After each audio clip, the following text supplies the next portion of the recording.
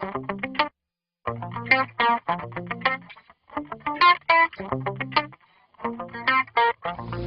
everyone, and thank you for joining our seminar today.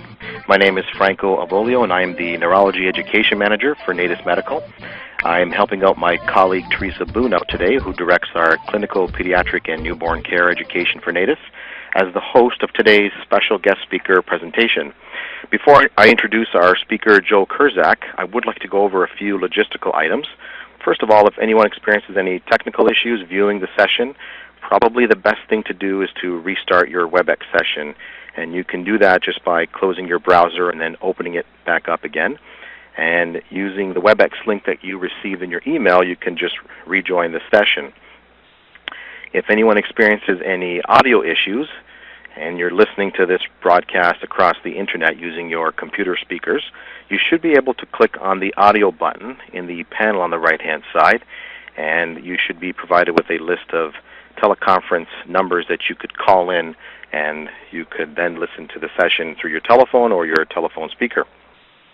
At the end of our session today, Joe has graciously agreed to answer any questions or comments you may have, and so to that end, I invite all of you to submit any questions you may have using the Q&A panel on the right-hand side of the window. We just showed a video here just about a minute ago, and if anyone has any immediate questions or comments during the session, you can also use the chat box on the right-hand side as well. And where it says send to, if you just click on that and just send it to the host, that will come to me. So all of your comments and your questions should come to me so that Joe can focus entirely on his presentation without any interruptions while I handle the session's logistics. And then also at the end of the session, I'll be moderating the questions. And so now I'd like to introduce our speaker. Joe Kurzak is a physical therapist and pediatric certified specialist in the Motion Analysis Laboratory at Shriners Hospital for Children in Chicago, assessing pediatric gait and postural control to assist with clinical decision-making and research design. Joe is also a doctoral candidate at the University of Illinois at Chicago in the Department of Kinesiology and Nutrition. He has lectured locally and nationally on the assessment of gait and postural control in pediatric populations. And I had the pleasure of meeting him just before this session, and I think all of you will enjoy this session. So without further ado, I'm now going to hand the session over to you, Joe. Good morning. Good morning, and thank you so much, Franco, and for the introduction. And I wanted to thank everyone with us today for taking time out of your busy schedules to listen and to participate in this talk that we're giving on the basics of postural stability assessment and rehabilitation, particularly in pediatrics. So I would first like to take this opportunity to acknowledge some of my supporting institutions. Of course, as Franco mentioned, I work at Shriners Hospital for Children in Chicago, and I also have I work closely with the Orthopedic and Rehabilitation Engineering Center at Marquette University, as well as Tech for Pod located at Marquette University, which is Technologies for Pediatric Orthopedic Disabilities, and it is the Marquette University Rehabilitation Engineering and Research Center. And of course, again, I would like to thank Franco Abolio, Christina Malloy, and Teresa Boone for their assistance organizing all of your festivities today, as well as a lot of hand-holding on my part. So today, the objectives that I would like to accomplish this morning are to describe the development of the sensory and motor systems associated with postural stability, explain how computerized balance assessment is currently used to quantify postural stability impairments in children and adolescents with musculoskeletal and neuromuscular disorders, and then identify how these metrics obtained from computerized postural stability assessments can then be used to identify appropriate interventions as well as measure the outcomes. So the nerd in me always likes to begin with a clinical management framework, and what better model that we can use than the International Classification Model. And this is a model that has gone through many evolutions, and this is the most current version that demonstrates at first glance a lot of arrows that are pointing in different directions, which basically establishes this complex relationship among the components in this model. But by far the evaluations that I perform, the goals that I establish, and the treatments that I recommend are fairly consistently including measures of body structures and function, activities, sometimes environmental modifications that may be necessary to ultimately improve or maximize the participation in these children. Now, body structure and function is by far what we're going to be talking about a lot today, and things that I pay attention to in clinical care of children with postural control issues, as well as in clinical research that we perform. And the measures in body structure and function that we use can further be elaborated upon in the dynamic equilibrium model that was established by Lou Nashner back in 1970. Now, this model has two distinct columns, one looking at sensory contributions and one looking at motor contributions that, again, are separate columns but then are linked together as one directly impacts the other. We're going to start on the sensory side of things, where the main question that we want to answer is, where am I? Now, we take information in from the environment and our interactions with the environment through visual feedback, vestibular feedback, as well as somatosensory feedback. And those inputs are then compared, selected, and combined within the central processes to give an ultimate determination of body position in space and answer that question, where am I? Now, this is important in children, because how a child reacts to the existing or perceived environmental conditions around them will affect their postural control. And I picked here three probably various places on ends of the spectrum, one being a yoga studio that you see in the bottom left, which is very static, very calm environment, and two, on the right side, two more obnoxious places that I could think of, one being Build-A-Bear, the second being It's a Small World at Disneyland. And the point being here in this slide is that children are going to act, or they're going to respond differently in different environments. And when we're evaluating them, whether it be in a private treatment room or in a busy gym, we need to take that into consideration. And it is important for us to use that, even if it is through observation, just to see how different interactions with the environment, whether they be static or very dynamic environments, how those could potentially impact a child's postural stability or their postural control.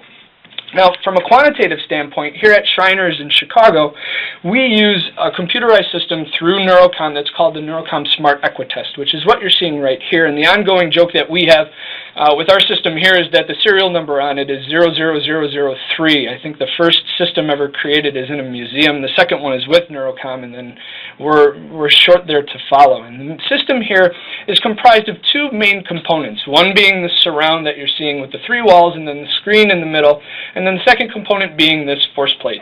And it's through manipulations of these components that we can tease out or systematically quantify a child's ability to use different pieces of sensory information to minimize postural sway or get a quantitative measure of postural control. And we do that through the sensory organization test, where we're looking at what's called sensory reweighting. So how well can a child minimize sway as we provide, remove, or provide inaccurate sensory feedback, so that way we could see how the child minimizes sway and how they could switch from using the different pieces of sensory information to minimize that sway. So given the 6 conditions that we see right here, condition number 1, child is standing on a stable surface with a stable surround and their eyes are open, so they have all 3 pieces of sensory information available to them. In the second condition, we see that the individual's eyes are closed, so we're removing visual feedback. And third, the individual's eyes are open, but we have what's called a sway reference surround. So as the individual sways forward, the surround moves with them. As the individual sways backwards, the surround moves backwards with them. So in essence, what's happening is that visual feedback is available, but it is inaccurate. In condition 4, we have a sway referenced support, meaning that eyes are open, however, the force plate is unlocked and it sits on a hinge. So as the individual sways forward, the force plate rotates down. As the individual sways backwards, it rotates up, similar to like standing on a wobble board. So somatosensory feedback is inaccurate. Condition 5, we have the sway reference support again, but the eyes are closed, having the individual rely solely on vestibular feedback to answer that question as to where am I in space. Then in condition 6, sway reference support with sway reference surround. So again, incorrect visual and incorrect somatosensory feedback. So like I said, we could provide a systematic protocol to tease out how well an individual can use those pieces of information to minimize postural sway. And our dependent variable for all of these conditions is what's called an equilibrium score. And you can see that's a percentage that falls on the y-axis of this figure right here. And what that is in essence, it's just it's basically a measure of the magnitude or amplitude of sway. So the more stable you stand, the less sway you produce, the closer to 100 you get. The more you sway, the less your score is, and if you actually step off or fall, then it's marked as a fall. So we have each of the 6 conditions on your x-axis, and each condition is experienced 3 times. So that way, ultimately, we could get individual equilibrium scores for the conditions, as well as a composite equilibrium score, which is a weighted sum of all of those conditions. And here are some examples that I wanted to present to you using this test, and we'll pay attention mostly to the equilibrium score up here. So on the left side, we have a 15-year-old male with a history of an incomplete thoracic spinal cord injury. So as you can see, we have conditions 2 and condition 5, where this particular individual fell 3 times, which would make sense because those are the conditions where his eyes would be closed. So if you take away that visual feedback, having a spinal cord injury, somatosensation is impaired. So without that visual feedback, he fell consistently across on those 2 conditions. And on the right side, we have an 8-year-old male with a diagnosis of type 4 osteogenesis imperfecta, which is brittle bone disease, where we see just a general trend across the board when you take away all 3 pieces of sensory information that there are apparent deficits or an inability to minimize the amount of sway. So for us to understand what's going on in some of these patient populations, we should probably understand what's going on in normal development. So a lot of the research that's out there has demonstrated that children can attain adult-like abilities to utilize all 3 pieces of sensory information to maintain equilibrium from 12 to about 15 years of age. And of course, it's no surprise to any of us, and my wife and colleagues here at the hospital continue to remind me that girls definitely mature faster than boys. And this is demonstrated in a couple of key studies that I always like to talk about. This one in particular was done at the University of Illinois down in Champaign, where they used the sensory organization test and various age groups, including adults, to determine when do children achieve adult-like sensory processing capabilities. So on our y-axis here, the measure that we're looking at is that composite equilibrium score, that weighted sum of all of the different conditions. And if you can see on the x-axis, what we're looking at here is different age groups from 6 to 12, and then our adults at the far right, which are 21 years of age. And what you can see is that there was a statistically significant change from 8 to 9 years as well as 10 to 11 years. Those were the greatest changes in the composite equilibrium score among the groups. And what the authors concluded using this measure was that children did not necessarily achieve composite scores that were equivalent to those of adults until 12 years of age. Well, that's good for the composite scores, but we also want to know what's going on with the individual components of sensory integration.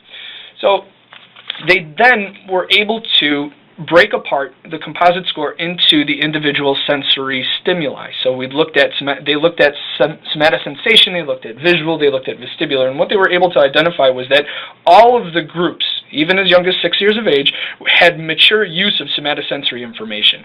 However, when you look at the visual and the vestibular components, there were discrepancies. So here you can see on the y-axis, this is again the percentage score of the equilibrium score, specifically for visual patterns. And one thing to appreciate here is that their statistical analysis, which includes multivariate regression, demonstrated a significant mean effective time, or a mean effective age. So as you can see, the general trend across the ages that there's an increase in their score or a reduction in overall sway. And ultimately, it did not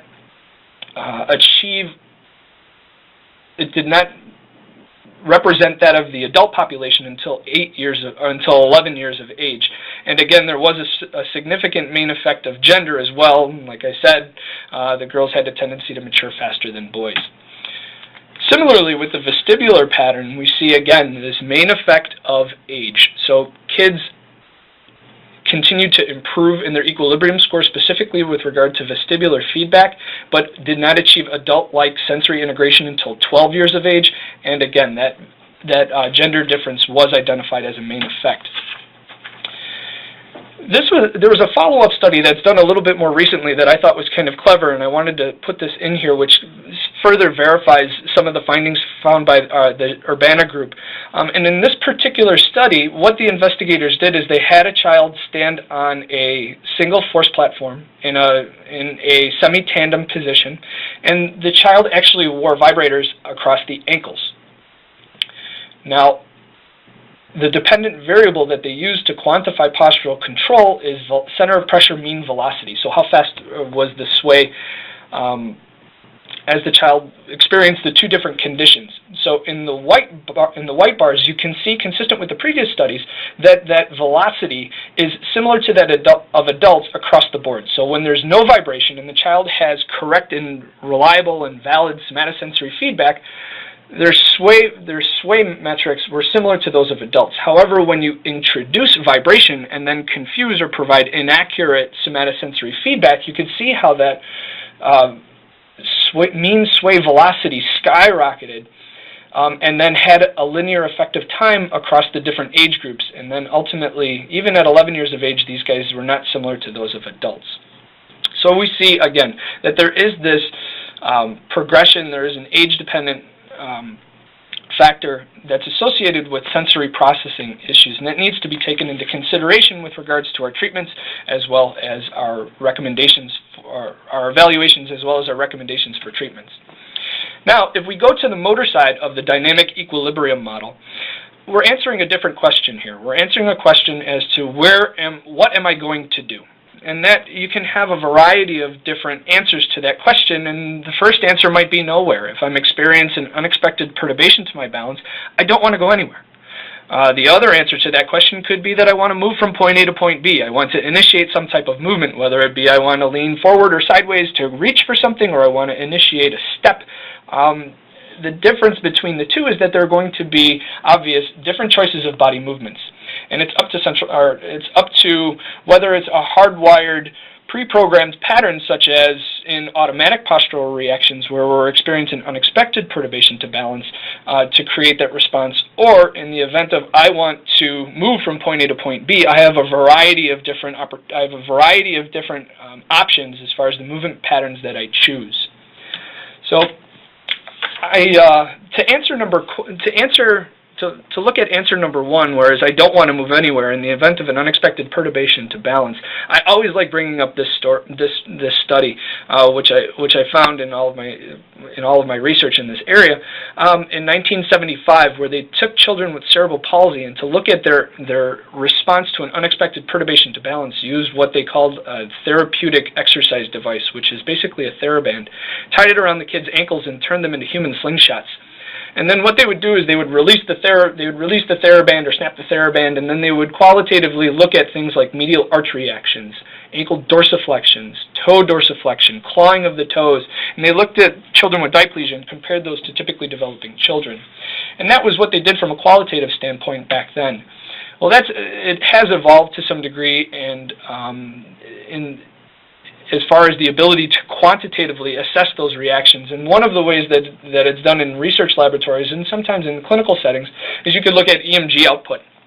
Now, given an unexpected perturbation to balance, this is a hardwired response that typically occurs somewhere between 105 and 135 milliseconds, where you can see short myotatic reflex occurs between 35 and 40 milliseconds.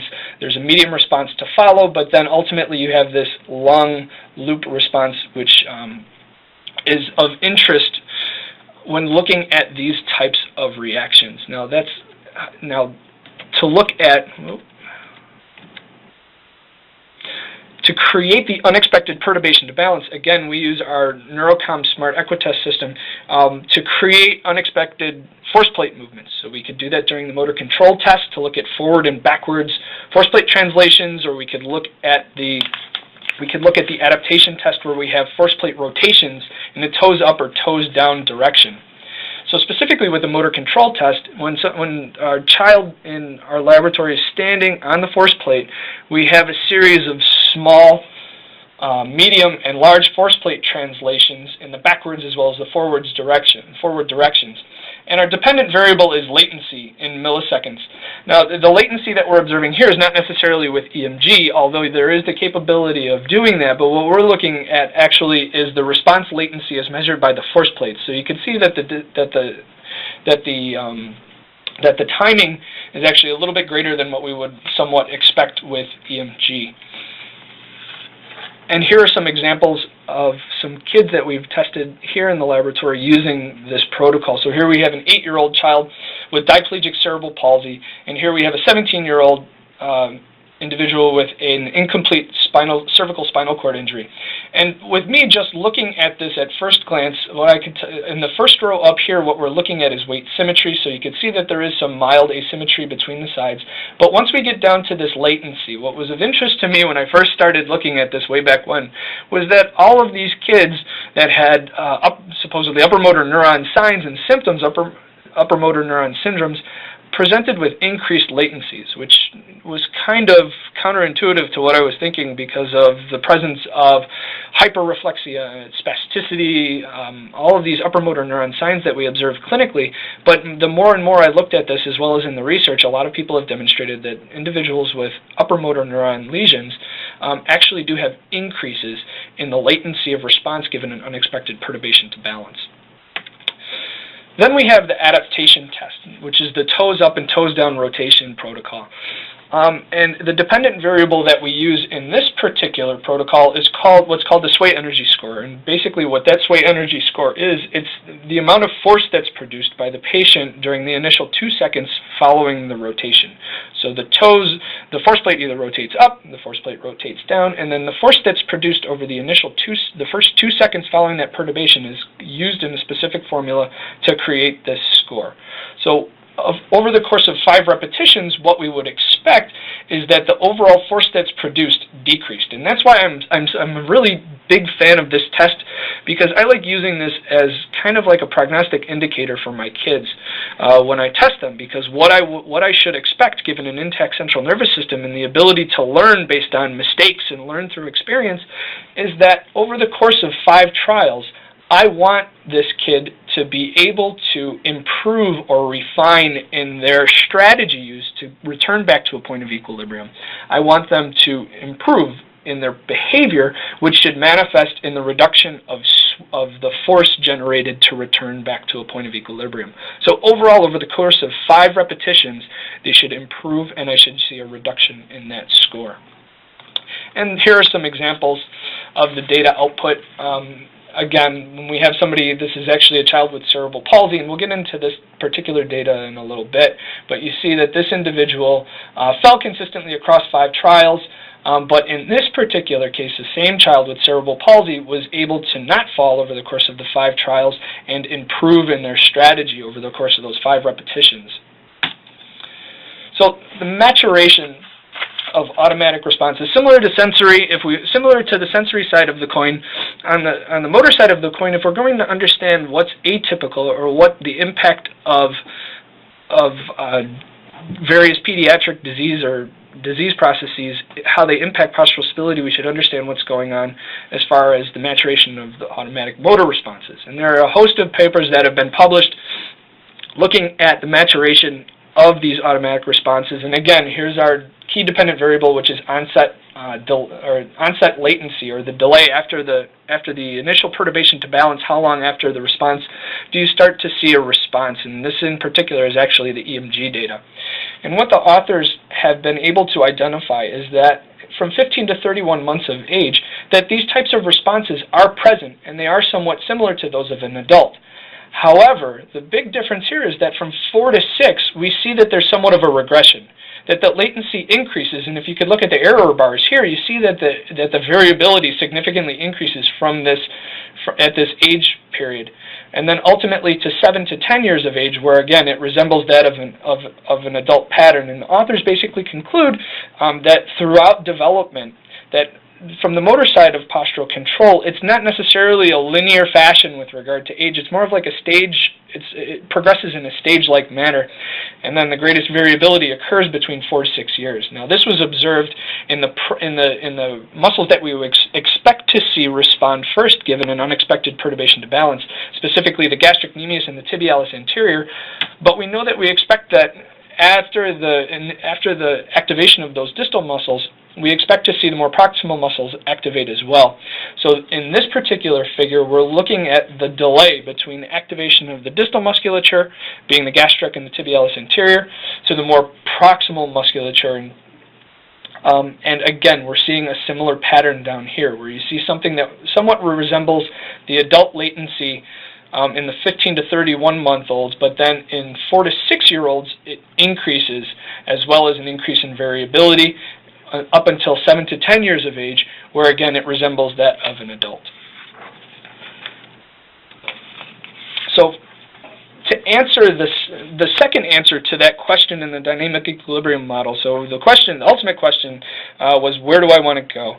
The first answer was, I don't want to go anywhere, but the second answer could possibly be, I want to get from point A to point B. And that could be assessed using volitional weight shifting. Now the difference between the two is that obviously, as opposed to an unexpected perturbation to my balance from an outside force, volitional weight shifting, I'm generating a perturbation to my postural control, but it's self-initiated. An additional difference is that the responses are significantly slower. These are happening at greater than 200 milliseconds, whereas the automatic postural responses, the EMG onsets from before, were occurring significantly earlier. And unlike a hardwired, very predictable response that you see in automatic postural responses, volitional weight shifting is performed with an infinite amount of strategy and an infinite amount of options, whether they could be efficient or not. Now, even though there is a lot of variability in this pattern, there are some known and accepted constants when it comes to volitional weight shifting, and this has been presented many times and is commonly referred to in the context of the dynamic or of the inverted pendulum model, which stipulates that we should be able to shift our weight. If you're looking at a fixed pendulum with the axis occurring about the ankle, we should be able to shift our weight in the anterior and posterior degrees at approximately 12.5 degrees, anterior and posteriorly. And then medially and laterally, we should be able to go 16 degrees, 8 in each direction. Now, if we take those known constants and some subject-specific measurements like height, we can calculate how far somebody should be able to shift their weight in a linear direction, and that's the basic premise of what we call the sensory organization test, which is our test on our smart equitest system at Shriners, where here you have a starting center of pressure, and then given that known distance that somebody should be able to shift their weight and their subject-specific measurements, we know how far those target center of pressures should be and how far they should be able to shift their weight. And this is what the individual sees when they're being tested, so they can actually get real-time feedback of how far they're shifting their weight and if they could go to that individual target. And what we do is we have them stand in the center, and then when we tell them on a go command there's to shift their weight towards the target that's designated as fast as they can, and then they hold that position until the end of the trial. And then the dependent variables are some of the metrics that we can use to quantify volitional weight shifting include reaction time, or after that go command, how long did it take for them to respond or initiate their movement, how fast did they go, we're looking at velocity, how far did they go, being endpoint and max excursions, and then directional control, which is did they at least go in the intended direction that they were cued to go to. As far as maturation of volitional weight shifting, we know that feed-forward postural control is seen in children as young as 3 years of age, and refinement occurs between 3 and 8 years of age, which is interesting because all of these measurements, all of these stages or the maturation process throughout childhood is consistent with what we pretty much understand with normal gait as well. So that being said, what I wanted to do is put this quantitative assessment into the context of the management of a child with cerebral palsy, or in the treatment of children with cerebral palsy. So for anybody who's not familiar with CP. Basically, cerebral palsy is a group of disorders of the development of movement and posture resulting from non-progressive brain damage that happens either pre, peri, or postnatally. And the distribution of involvement is one way that you can actually describe the type of cerebral palsy. So diplegia is a child who has diplegia has involvement of both of the lower extremities. An individual with hemiplegia has involvement on one side of the body, and an individual with quadriplegia has whole body involvement. Now, we know that in this non-progressive lesion that the child experiences within the brain, that both sensory and motor tracts are involved. And we know that now due to some of the more sophisticated imaging techniques that are available now, and this one in particular is looking at something that's called diffuser tensor imaging, where you can actually quantify the integrity of the tracts within the brain. So if we look at the corticospinal tracts, or the motor tracts, or the posterior thalamic radiation, which are the sensory tracts, we could see that both of these tracts, both of these pathways are involved in children with cerebral palsy when you evaluate them on a microstructural level. And not only that, but there were associations between the integrity of these pathways. Some of the metrics that were used to quantify the involvement of these pathways and functional severity in children with cerebral palsy, specifically GMFCS levels, or gross motor functional classification levels. So as more involvement of the pathway was observed, there was an increase in the functional severity of the child. Ultimately, the damage to those pathways leads to a series of motor control deficits, or motor control impairments in the realm of body structure and function. And those lie in three different categories: hypertonic, or having too much tone; hyperkinesia, or having too much movement; or negative signs, meaning that there's a lack of something. And of course, under the negative sign, we see that balance is down there. And in our quantitative measures, or even in our observational measures, common clinical measures, we want to be able to tease apart the components of that negative sign to determine what's going on with these children, so that way we can identify the necessary impairments, we can quantify those, that way we can identify appropriate interventions and then quantify those outcomes. So we know that these kids have deficits in balance, and a study that is currently in press that we performed here with what's referred to as the Functional Assessment Research Group looked at balance deficits in ambulatory children with cerebral palsy. Specifically, we used the timed up and go as our screening tool, just to look at what's going on in these children with a common and widely accepted measure of balance in children with cerebral palsy.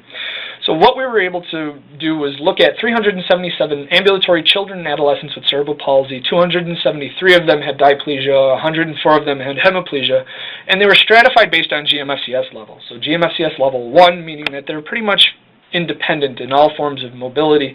GMFCS2, kids that are of GMFCS2, these are the children that are independent in community mobility but may have deficits in higher level gross motor skills like walking, running, or like running, jumping, skipping, hopping, or negotiating stairs.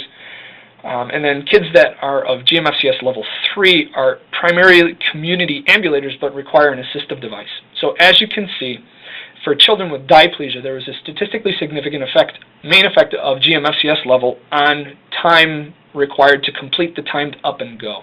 Specifically, there was a difference between GMFCS level 1 and 3 as well as GMFCS level 2 and 3. Now, this difference wasn't necessarily observed in hemiplegic in our hemiplegic sample, but it's understandable because of there's the functional difference between children with diplegia and children with hemiplegia, whereas many studies that have reported that children with hemiplegia have a tendency to outperform children with diplegia in measures of lower extremity function. So how do we address some of these balance deficits?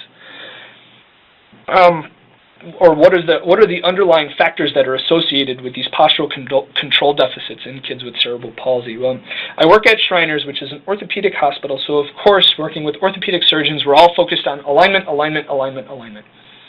And which is important to us because of a study that was performed that looked at postural control in children with cerebral palsy as well as typically developing children. One of the findings in this study, they were able to demonstrate that if you take a typically developing child and you have them posture as a child with cerebral palsy in a pseudo-crouch position, the EMG patterns that were observed during postural sway were similar to those of a child with cerebral palsy. So given this finding, our thought is, well, if you take a typically developing child and have them posture as a child with cerebral palsy to recreate those patterns, why can't you take a child with cerebral palsy, improve their alignment, and hopefully you'll see improvements in their sway parameters.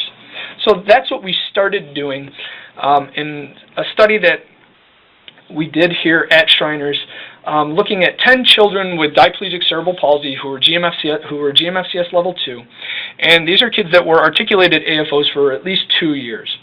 And we performed the motor control test and the adaptation test, so the force plate translations and the force plate rotations on these kids while they were either barefoot or in their AFOs, and compared those to typically developing children. Well, there was no surprise, and I didn't even put it up here because it wasn't worth mentioning, that the children with cerebral palsy had increased latencies with regards to their responses, which is what we already knew. But one of the cool findings that we had in this was that if you look at the left column, here we're looking at the child barefoot, and consistently across the 5 trials, they fell. Well, when you put them in their articulated AFOs, not only did they not fall, but as I was talking about earlier, over the course of 5 trials, they were able to refine their strategy. They were able to reduce the amount of force that was generated during their response to that unexpected perturbation, which basically tells me that if you do provide the alignment and you provide them with enough practice, that they do have the capacity to improve and they do have the capacity to learn. We followed that up with another type of novel garment or novel orthotic, which is commonly known as Theratogs, which is an undergarment and strapping system that's used to help improve postural alignment and stability, movement, skill, and precision, as well as joint stability. It's made from something called DeltaFlex, which is a thin, lightweight fabric that's breathable, it's Velcro sensitive, and it acts as an external skin. And you can see my little buddy over here on the left who's fully strapped and fully garmented up.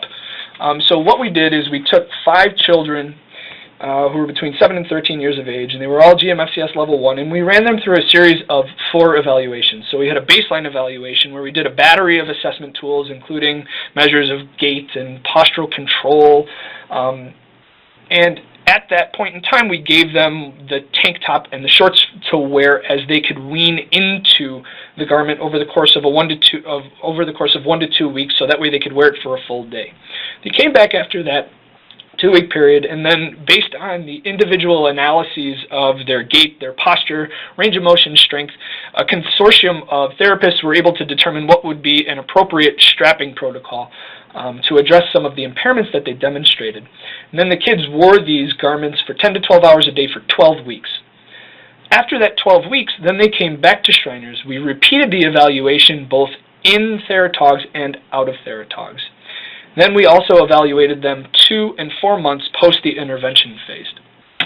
So some of the things that we identified, well, one of the measures that we used was a common test to assess balance in children, which is the Brunius-Ostrowski test of motor proficiency. So you could see there was a significant mean effect of the intervention, where there was an increase in their composite score from post with the garment and without the garment, and then those changes were maintained even 2 and 4 months post the intervention phase of the study. That was for the group as a whole. Now, given our neurocom findings, we didn't, because there were so many, there's a lot of individuality when it comes to the strapping in these children. I'm just going to present one of our particular kids that demonstrated he was diagnosed with diplegia but had asymmetrical involvement. And here we're looking at, on the y-axis, percent of weight symmetry. So percent of weight symmetry, if you achieve a score of 100%, and this is measured on our motor control test, 100% basically means that you have equal weight distribution between your right and left side. Anything less than 100% would be that you're shifted more to your right, and anything greater than 100% means that you're shifted more to your right. So in this particular child, after the intervention phase, we could see that with the garment on, they had equal weight distribution between the right and left side. And one of the interesting things that we were finding in a lot of our measures, that following the intervention, immediately after the intervention phase, there was improvement with the garment on, but if the child was out of the garment, that they actually worsened or regressed a little bit, even a little bit less than the baseline assessment. However, 2 and 4 months afterwards, when they were no longer in the garment, they were able to rebound and come back up to reach the post-intervention measures or levels with the garment on. So we see that with weight symmetry. We saw that with latency. I apologize for the formatting issue with the slide. So latency in the motor control test, we see that, like I said before, that even though we know that these children have increased latencies with regards to their response to an unexpected perturbation balance, we see a reduction in that latency. With the garment off, there's an increase, but then following 2 months post, they return back to their post-intervention value, but then return back to baseline at 4 months post. And this was also consistent with the number of falls. So during the adaptation test, as the force plate rotated up or rotated down, we saw an overall effect of the intervention on reducing the amount of falls. And again, remember that these past slides are just in one particular child that I wanted to highlight. So this is so the idea here is that if we can provide ideal alignment, there's also another component to that rehab that we need to take into consideration with these kiddos, and that's adequate practice under the appropriate conditions. So this study that was published in 2003 basically took six children with cerebral palsy, ages 7 to 13 years of age, and then put them through mass pattern protocols of 100 perturbations, and by perturbations I mean force plate translations, 100 perturbations per day times 5 days, 4 to 6 per minute in forward and backwards directions of approximately 3 to 6 centimeters, and the velocities ranged randomly from 12 to 24 centimeters per second. And again, here we're looking at sway area is our dependent variable. So at baseline, you could see that there's an increase in sway area that is reduced during and throughout the intervention phase and is maintained at a post-test period. So these improvements were maintained post-test 30 days following the completion of that training phase. So given the mass practice, given lots of repetitions, given the appropriate conditions, we can see that there's an improvement in these children. So that's what I wanted to kind of use to transition to some subject-specific case examples that I wanted to present. And this is a 13-year-old with left triplegic cerebral palsy. So this is a child who has diplegia with a superimposed hemiplegia on the left side, and ultimately underwent what's called a single-event multi-level surgery at our hospital, where you have a combination of musculotendinous lengthenings, possibly transfers, possibly bone osteotomies to correct rotational deformities. So you can see here immediately after he was cleared for weight bearing, we put him on our Smart Equi test, and you can see that there are deficits in the ability to shift his weight in all the different directions. But taking into account these quantitative measures that we're able to achieve using our system, we can identify a very specific protocol in the directions that he needs to improve in, so that we ultimately, after the intervention phase, we can quantify those changes. So the use of the limits of stability tells us which direction and how far do they need to go. Our sensory organization test, which isn't presented here, but we use that data to identify, are there certain ways that we need to tweak the sensory conditions, so that way I can hit both the sensory and motor sides of that dynamic equilibrium model and get the most bang for my buck, so I can maximize my outcome and quantify those changes. That's also seen here with a 12-year-old who was diagnosed with idiopathic toe walking, who underwent bilateral tendo-Achilles lengthenings, as well as plantar fasciotomies for cavus deformity of the feet.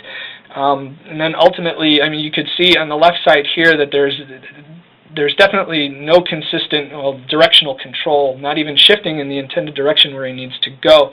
And ultimately, I think this child was diagnosed with developmental coordination disorder. But again, this gives us something to work with. If the person doesn't even know which direction to go into, following that go command, if they don't even know where center is, they don't have the alignment in the first place, you can't really get from point A to point B until you know where center is.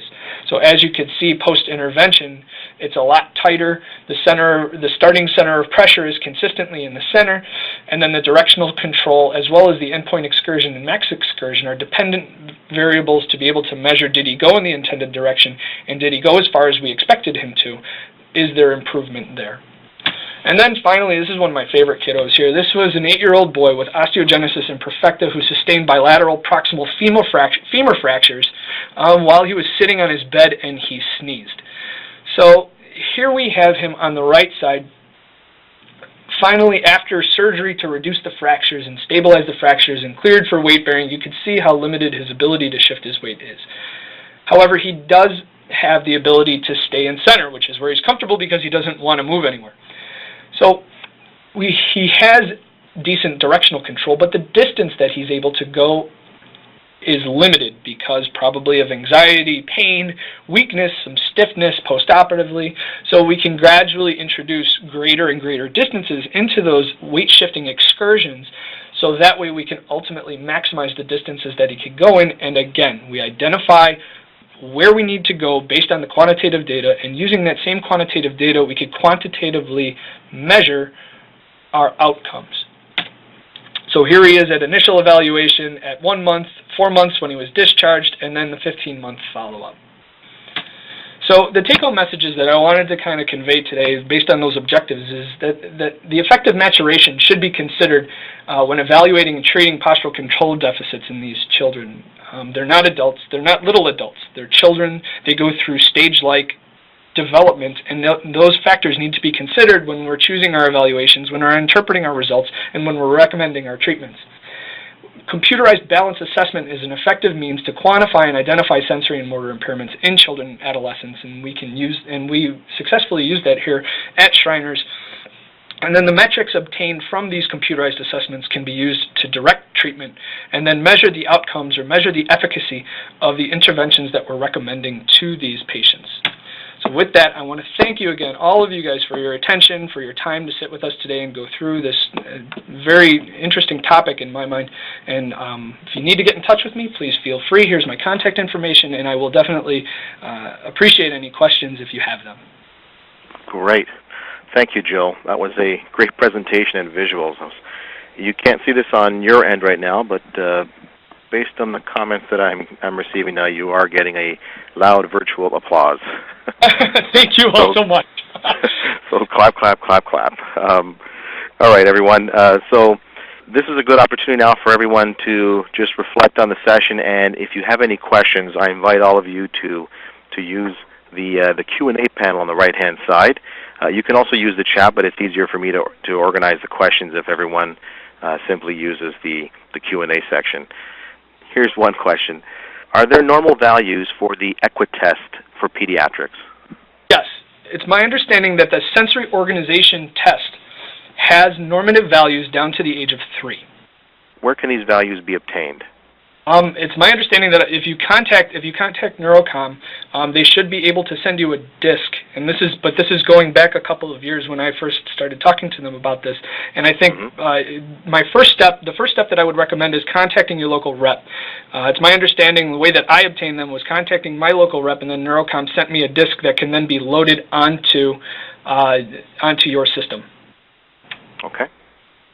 So at this point, Joe, on behalf of our audience, myself, Christina Malloy, and Teresa Boone, I want to thank you for your time and your effort in preparing for this session and presenting today. It was excellent. And just want to express our thanks and appreciation on behalf of our audience and all of us. So thank you very much, Joe. You're welcome, and thank all of you for all of your time, all of your effort, and all of your attention and participating in this presentation as well. No presenter likes somebody who just kind of hangs out, and I appreciate all of the questions and all of the feedback. Excellent. On that note, I will conclude today's session. So thanks, everyone. Bye for now.